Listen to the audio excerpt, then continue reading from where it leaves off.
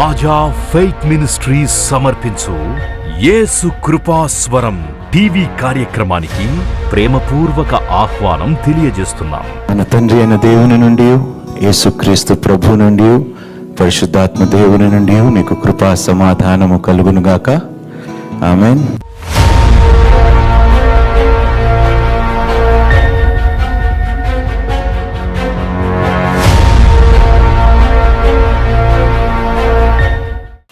మనము ప్రతిసారి శరీరాన్ని పోషిస్తున్నాము, కానీ ఆత్మకు సరిపడే ఆహారముని ఇస్తున్నామా అనేది ఈరోజు మనం కొన్ని వాక్యముల ద్వారా మనం నేర్చుకుందాం. సరిగ్గా తినకపోతే ఏమవుతుందండి? ఎక్కువ తిన్నాం అనుకోండి ఏమైపోతుంది? తినరా అనేది తిన్నాం అనుకోండి ఏమవుతుంది? అంటే ఈ శరీరానికి మీరు మంచి ఆహారము పెట్టారనుకోండి, మీ ఆరోగ్యము బాగుంటుందా బాగోదా? బాగుంటుంది. అంటే మంచి ఆహారము శరీరానికి మనం పెట్టగలిగితే బలంగా ఉంటాం. జిమ్కి వెళ్ళేవారు యవనస్తులు ఎవరైనా ఉన్నారా? ఎక్సర్సైజ్ చేసేవాళ్ళు, వాళ్ళకి బాగా తెలుసు ఫుడ్ గురించి. జిమ్కి పోయే వాళ్ళు చాలా డైట్ కంట్రోల్ చేసుకుంటారు. పనికిరానివి తినకుండా మంచి ఆహారము వారు తినడానికి ప్రయాసపడతారు. మర్చిపోతున్న విషయం ఏమిటంటే, ఇద్దరికి మనము ఆహారము పెట్టాలి. ఎవరికి పెట్టాలి?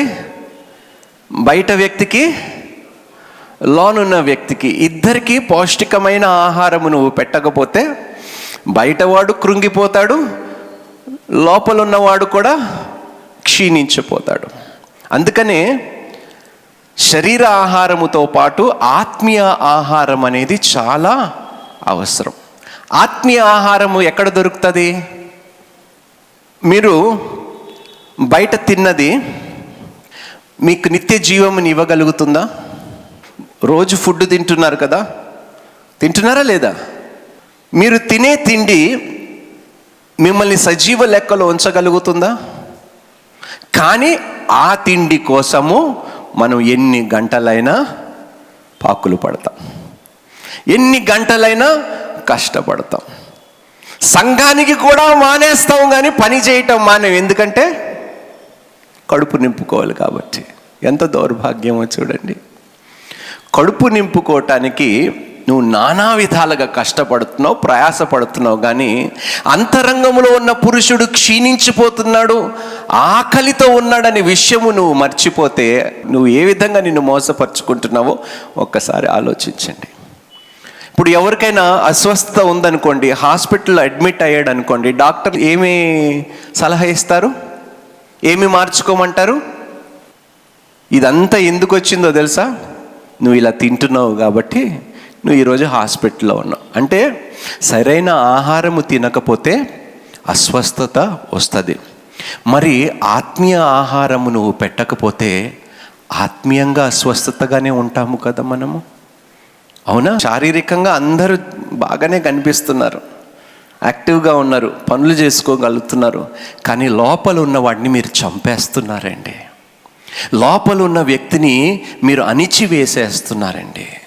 లోపల ఉన్న వ్యక్తి ఏమిటంటే, బాహ్యమైన పురుషుడు దినదినమును క్షీణిస్తున్నాడు, అంతరంగములో ఉన్న పురుషుడు దినదినము అభివృద్ధి చెందటము లేదు. వాస్తవంగా లోపలున్న పురుషుడు అభివృద్ధి చెందాలి, బాహ్యమైన పురుషుడు ఒకరోజు క్షీణించిపోతాడు. అవునా? ఈ శరీరం ఎండిపోతుంది కదండి, పాడైపోతుంది కదా, కుళ్ళిపోతుంది కదా. మీరు తినే తిండి మీకు జీవముని ఇవ్వటము లేదు. కానీ ఏ తిండి అయితే మనకి జీవాన్ని ఇవ్వటము లేదో ఆ తిండి కోసము నానా విధాలుగా కష్టపడతాము. ఆ తిండి సంపాదించుకోవటానికి నానా విధాలుగా ప్రయాసపడతాము. కానీ నీ ఆత్మ విషయం ఏమిటి? ఒక్కసారి ఆలోచించేవా? నీ ఆహారానికి ఏ ప్రయోజనము లేని దానిని కూడా నువ్వు వెనకాడటం లేదు నోట్లో వేసుకోవటానికి, కానీ వాక్యాన్ని నెమరివేయటానికి మాత్రము ఎందుకు వెనకాడుతున్నావో నాకు ఇప్పుడు దాకా అర్థం కావటం లేదు. తిండి తిన్న వారందరూ మరణించారా లేదా? మరణించారా లేదా? ఎంత గొప్ప తిండి తిన్నా కూడా ఒకరోజు వాడు, అవునా? అంటే మీరు కష్టపడేదంతా ఏమైనా లాభం ఉన్నదా? అలా అని చెప్పి పని చేయొద్దు, సోమరులుగా ఉండమని నేను చెప్పటం లేదు. కానీ మీ పనే దేవుణ్ణిగా మీరు చేసుకొని దేవునికి, దేవుని వాక్యానికి, ప్రార్థనకు మీరు రెండో స్థలం ఇస్తే పరిశుద్ధాత్మను మీరు దుఃఖపరచటం లేదా? ఒక మనిషి ఎక్కువ రోజులు నీళ్లు తాగకుండా, అన్నం తినకుండా ఉంటే ఏమవుతాడండి? చేతులారా మీ అంతరంగంలో ఉన్న పురుషుడిని మీరే చంపేసుకుంటున్నారు. అందుకనే ఆత్మీయంగా మనం వర్ధిల్లలేకపోతున్నాము, ఎదగలేకపోతున్నాము. కొన్ని మాటలు మనం ధ్యానించుకుందామండి. యెహెజ్కేలు గ్రంథము 2వ అధ్యాయము 8-9 వచనాలు చూద్దామండి. నరపుత్రుడా, వారు తిరుగుబాటు చేసినట్లు నీవు చేయక, నేను నీతో చెప్పు మాటను విని నోరు తెరిచి నేనిచ్చు దాన్ని భుజించుము అనెను.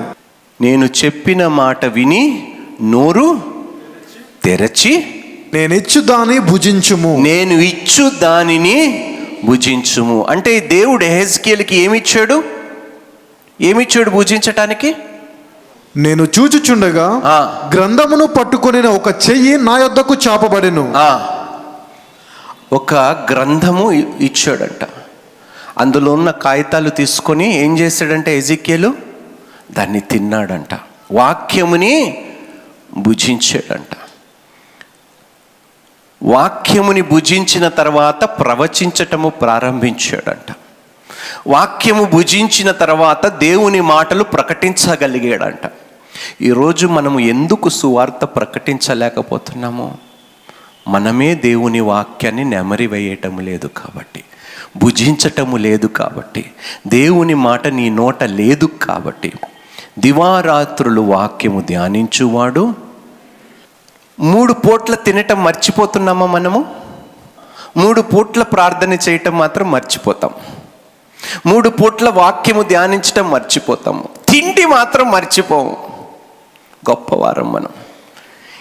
ఈ శరీరము ఒకరోజు నీకు సహకరించదని తెలిసినా కూడా దీనికే నువ్వు ప్రాధాన్యత ఇచ్చి దీనినే పోషించాలని నువ్వు ఆశ కలిగి ఉన్నావంటే మరి ఏమి చెప్పాలో నాకు అర్థం కావటం లేదు సహోదరి, సహోదరుడా.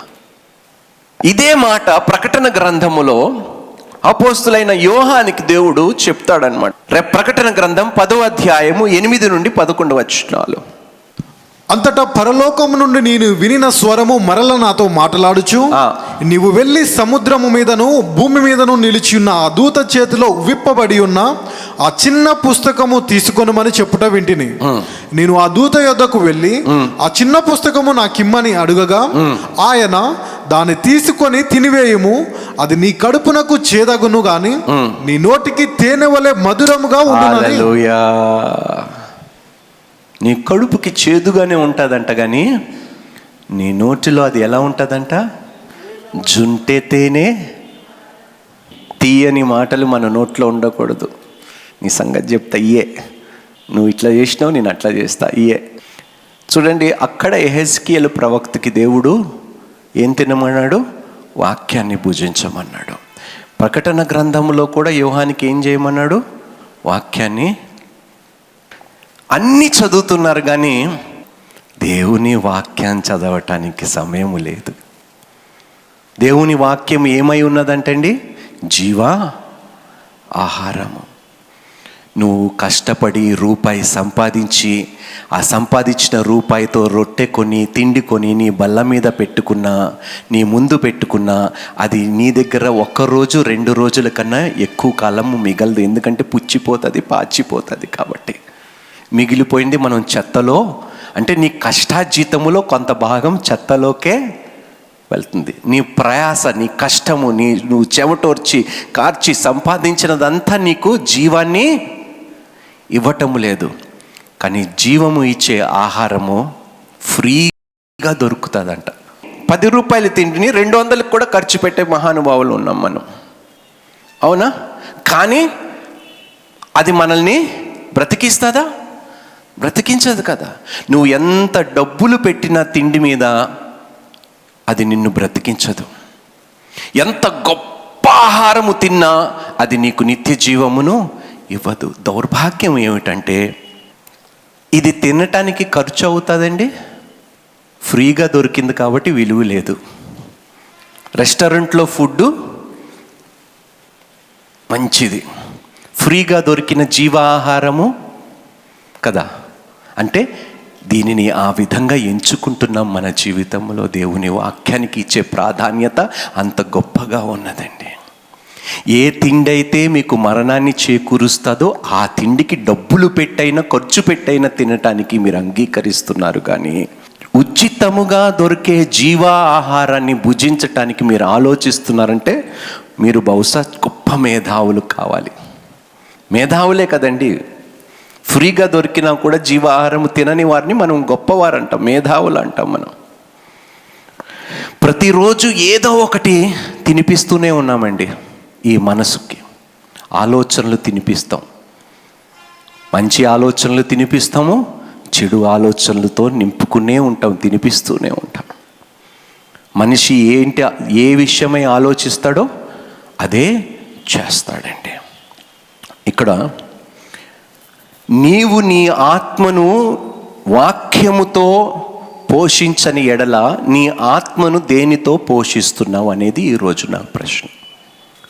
జీవా ఆహారము నీ ఆత్మకు నువ్వు ఇవ్వకుండా వేరే ఏ ఆహారము నువ్వు ఇస్తున్నావు ఒక్కసారి మీరు ఆలోచించమంటున్నాడు దేవుడు. చూద్దామండి కొన్ని లేఖనాలు. యోహాను సువార్త 6వ అధ్యాయము 26-27 వచనాలు.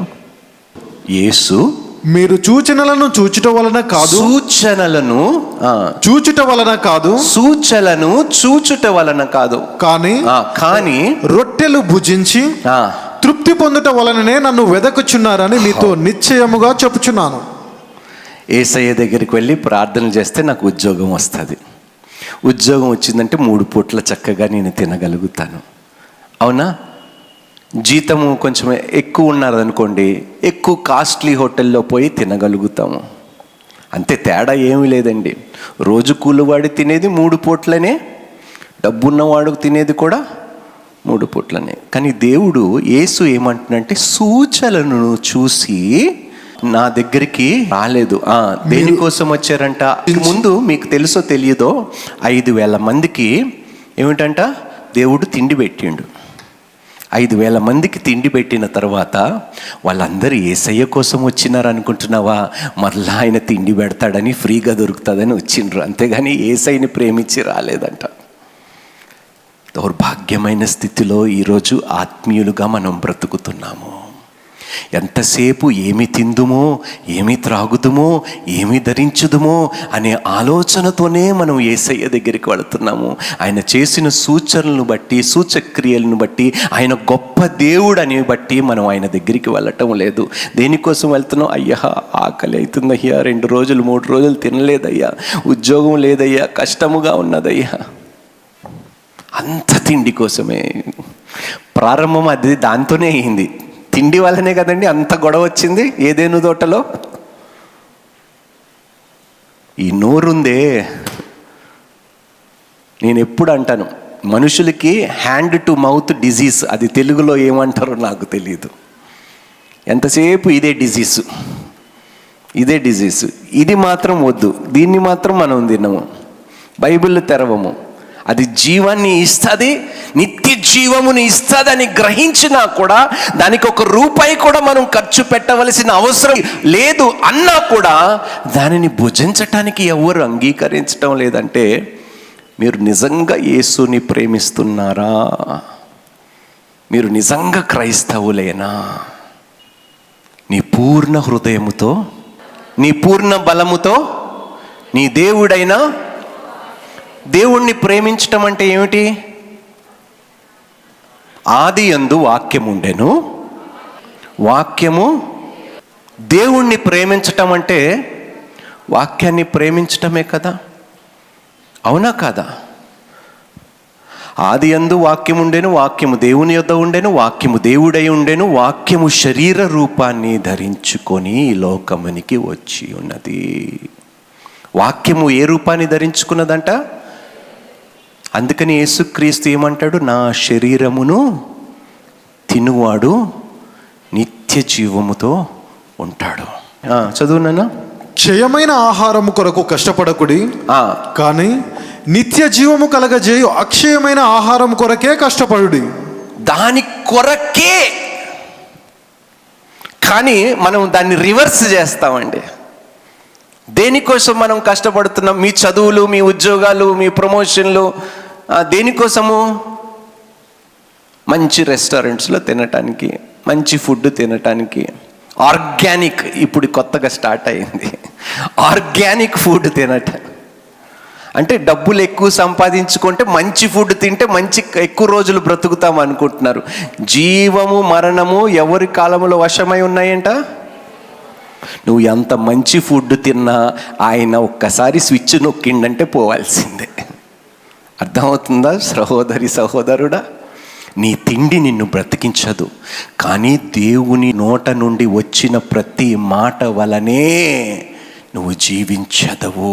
మనిషి రొట్టె వలను కాదు అంటున్నాడు. దేని వలన జీవిస్తాడంట, బ్రతుకుతాడంట? దేవుని నోట నుండి వచ్చిన ప్రతి మాట వలన. అక్షయమైన వాటి కొరకు మాత్రమే మీరు క్షయమైన అంటే పాడైపోయే దానికోసం మీరు కష్టపడే దేనికోసము? 30 రోజులు. మళ్ళీ ఎంత గొప్పవారం అంటే దేవునికి కూడా ఇవ్వటానికి మనం ఆలోచిస్తాం, కానీ క్షయమైన ఆహారం కోసం ఖర్చు పెట్టడానికి కోసం డబ్బులు ఉంటాయి. సేవని ప్రోత్సహించటానికి మాత్రం డబ్బులు ఉండవు, ఎందుకంటే అది ఉపయోగం లేదు కాబట్టి. మనుష్యుడు దేవుణ్ణి దొంగలించగలుగుతాడా అంటే ఇదే చేస్తున్నామమ్మా మనం. ఎన్ని రోజులు దేవుడు పని చేయటానికి సమయం ఇచ్చాడండి? వారంలో 6 రోజులు. కానీ కొంతమంది సండే కూడా పని చేస్తారు, కానీ అది వారికి నిత్య జీవము. నువ్వు ఈ లోకములో ఎంత పని చేసినా కూడా, ఈ లోకము కోసం ఎంత పని చేసినా కూడా అది నీకు నిత్య జీవము అనుగ్రహించదు. అలా అని చెప్పి చదువుకోదనటం లేదమ్మా, కానీ దేవునికి, దేవుని వాక్యమునికి, ప్రార్థనకి నువ్వు ప్రాధాన్యత ఇవ్వకుండా దేవునికి రెండో స్థలము నువ్వు ఇచ్చేవంటే నీ పూర్ణ హృదయంతో నువ్వు దేవుణ్ణి ప్రేమించలేవు, నీ పూర్ణ ఆత్మతో ఆయనని సేవించలేవు. చూడండి ఇంకొక మాట చదువునా? యోహాను సువార్త 6వ అధ్యాయము 50వ వచనము నుండి 71వ వచనం వరకు అన్ని వచనాలు చదువుకుందాం ఈరోజు. దీనిని తినువాడు చావకుండునట్లు, ఈ వాక్యమును తిన్నవాడు. ఎంతమందికి నిత్య జీవము కావాలండి? అరే ఫ్రీగా దొరుకుతున్న నిత్య జీవం మీరు దాన్ని తిననంటారు. నిత్య జీవము కలిగించే ఆహారము నీ ముందు ఉచితముగా ఉన్న మీరు తిననంట, మళ్ళీ నిత్య జీవము కావాలంటే ఎట్టా సాధ్యం అవుతుంది? చదువునానా? దీనిని తినువాడు చావకుండునట్లు పరలోకం నుండి దిగి వచ్చిన ఆహారం ఇదే, పరలోకం నుండి దిగి వచ్చిన జీవాహారమును నేనే. పరలోకము నుండి దిగి వచ్చిన జీవ ఆహారము నేనే. ఎవడైనాను ఈ ఆహారము భుజించితే వాడెల్లప్పుడూ జీవించును. హల్లెలూయా! ఎంత గొప్ప మాట అండి. ఎల్లప్పుడూ మరణం అనేది లేదంట. దేవునికి స్తోత్రము. ఈరోజు మనిషి జీవితములోని ఈ ఆహారము లేనందుకే కదండి భ్రష్టు పట్టిపోయిన జీవితాలు జీవిస్తున్నారు. పాపాన్ని విడిచిపెట్టలేకపోతున్నారు. ఎందుకు? వాడు తినే ఆహారము వారికి జీవాన్ని, నిత్య జీవాన్ని అనుగ్రహించటం లేదు. కానీ క్రైస్తవులకి దేవుడు నిత్య జీవాహారముని అనుగ్రహించాడు. దేవునికి స్తోత్రము. అది కూడా ఉచితముగా ఇచ్చాడు. హల్లెలూయా! రూపాయి ఖర్చు లేదంటండి, కానీ ఖర్చు పెట్టే దానికోసమే మనం పాకులు పడుతూ ఉంటాము, కష్టపడుతూ ఉంటాము. చదవండి అమ్మా. మరియు నేనిచ్చు ఆహారము లోకమునకు జీవము కొరకైన నా శరీరమే అని మీతో నిశ్చయముగా చెప్పుచున్నాను. అందుకనే అంటున్నాను కదమ్మా, అమ్మ వాక్యము శరీర రూపాన్ని ధరించుకున్నది అని యోహాను సువార్తలో 1వ అధ్యాయంలో రాయబడ్డది. చదువునా? యూదులు ఈయన తన శరీరమును ఎలాగూ తిననీయగలడని. ఇది ఎవరికి అర్థం కాదు, క్రైస్తవులకి మాత్రమే అర్థమవుతాయి. ఒకనితోనొకడు వాదించిరి. ఆ. కావున యేసు ఇట్లనెను, మీరు మనుష్య కుమారుని శరీరము తిని ఆయన రక్తము తాగితేనే కాని మీలో మీరు జీవము గలవారు కారు. నా శరీరము తిని నా రక్తము తాగువాడే నిత్య జీవము గలవాడు. అంత్య దినంన నేను వానిని లేపుదును. నా శరీరము నిజమైన ఆహారమును నా రక్తము నిజమైన శరీరము నిజమైన ఆహారం అని ఎందుకు అనబడుతుందంటే ఆయన శరీరమే వాక్యము. అక్కడ ఎక్కడైతే శరీరం అని చూస్తున్నావో వాక్యం అనే మాటను నువ్వు అక్కడ రాసుకో. ఇదే పరలోకం నుండి దిగి వచ్చిన ఆహారము. పితరులు మన్నాను తిని చనిపోయినట్టు కాదు. అవును, మన్నాను తిన్న చనిపోయారా లేదా? కానీ యేసుక్రీస్తు ప్రభువారు ఆయనని భుజిస్తే అంట మనం చనిపోమంటండి. అందుకనే దివారాత్రులు వాక్యము ధ్యానిస్తూ దానిని నెమరివేస్తూ కడుపుని వాక్యముతో ఎవడైతే నింపుకుంటాడో వాడు ధన్యుడండి.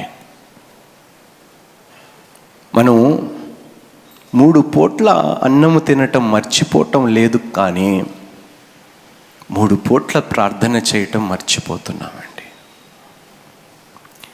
ఏ ఆహారం అయితే నీకు అనుగ్రహిస్తున్నాడో 3 పూట్ల ఆహారమును అనుగ్రహించేవాడు ఆయననే పూజించటానికి 3 పూట్ల నీకు సమయం సరిపోవటం లేదు. 3 పూట్ల ఆయన ఇచ్చేది మాత్రం నువ్వు చాలా సంతోషంగా స్వీకరిస్తున్నావు, కానీ 3 పూట్లని ఇచ్చినందుకు 3 పూట్ల కనీసం ప్రార్థన అయినా చేస్తున్నావా? అలాంటి ఆత్మీయ స్థితిలో నువ్వు బ్రతుకుతున్నావా? రూపాయి ఖర్చు లేనిది నీకు నిత్య జీవముని ఇస్తుంది, రూపాయి ఖర్చు పెట్టేది నీకు మరణాన్ని ఇస్తుంది. నీవే ఎంచుకో. నీ ముందు జీవము, నీ ముందు మరణాన్ని ఉంచాను. నువ్వు దేనిని ఎంచుకుంటావో నీవే నిశ్చయించుకో అని దేవుడు వాక్యము ద్వారా సెలవిస్తున్నాడు. ఆయన మాటలు విని ఆయన మాట ప్రకారము చేసిన వాడు ధన్యుడండి. వాడే నిజమైన క్రైస్తవుడు, ఆమె నిజమైన క్రైస్తవురాలు. చదువునా? పితరులు మన్నాను తిని చనిపోయినట్టు కాదు, ఈ ఆహారం తినువాడు ఎల్లప్పుడూ జీవించునని నిశ్చయముగా మీతో చెప్పుచున్నాను నేను. ఆయన కపెర్నహూములో బోధించుచు సమాజ మందిరంలో ఈ మాటలు చెప్పెను.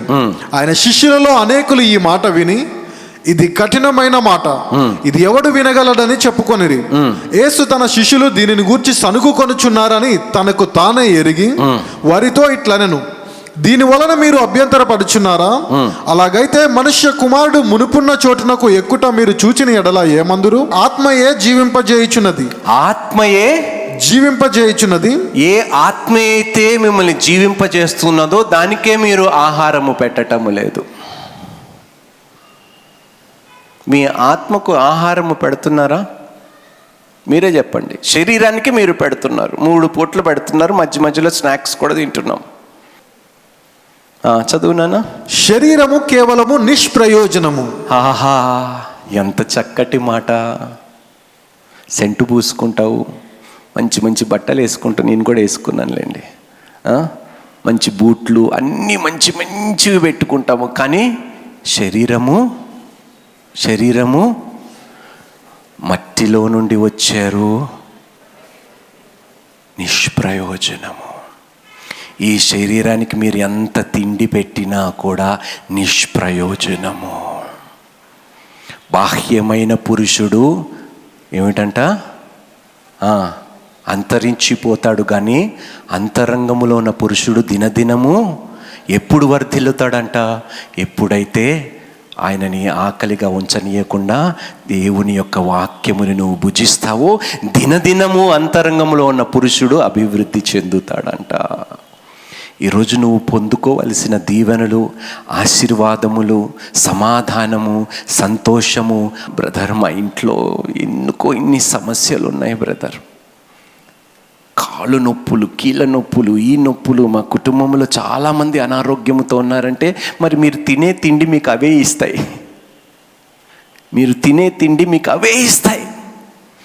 ఎందుకో తెలుసా? మనకి అందరికీ తెలుసు, పొలాల్లో ఏం జల్లుతారండి? అయినా డబ్బులు పెట్టి దాన్ని కొని తింటాం. గొప్పవారం మనం, అవునా కాదండి? అంత విషముతో నిండిందా లేదా మనం తినేదంతా? చదువుదామా? నేను మీతో చెప్పియున్న మాటలు ఆత్మయు జీవమునై ఉన్నవి.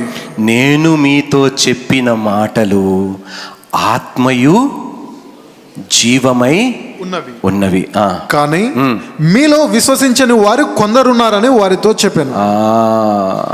నమ్మరే, మీలో కొంతమంది విశ్వసించటం లేదు ఇవి మీకు నిత్య జీవముని అనుగ్రహిస్తాయని. నమ్మటము నీ వశమైతే నమ్మువనికి నీ విశ్వాసమే నిన్ను దేని వల్ల విశ్వాసము కలుగుతుందంట?